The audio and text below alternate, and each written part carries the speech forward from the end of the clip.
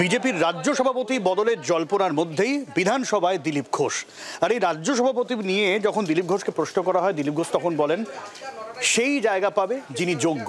কে যোগ্য? না, যিনি সবাইকে নিয়ে চলতে পারে। দিলীপ ঘোষকে প্রশ্ন করা হয় এই রাজ্য সভাপতির দৌড়ে কি তিনি আছেন? কোনো দৌড়ে নেই, সাফ বার্তা দিলীপ ঘোষের। ভারত মাতা কি সবসময় অভিজ্ঞতা তো থাকবেই, কিন্তু নতুন মুখ কিনা আমি জানি না।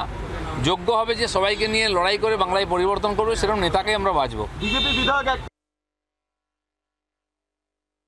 বাংলার মানুষ এই মুহূর্তে একটু মুখিয়ে আছে, বাংলার মানুষ পরিবর্তন করতে চায়, উপযুক্ত মুখ দরকার।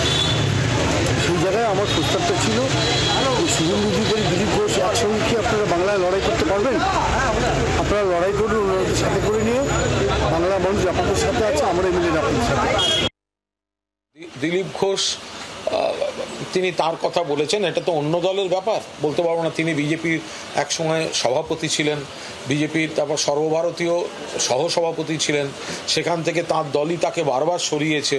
তিনি মেদিনীপুরের সাংসদ ছিলেন, তাকে মেদিনীপুর কেটে দিয়ে দুর্গাপুরে নিয়ে গিয়ে হারিয়েছে।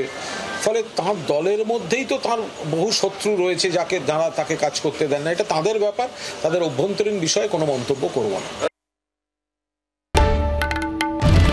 বাংলার আওয়াজ, বাঙালির আবেগ, জি 24 ঘন্টা।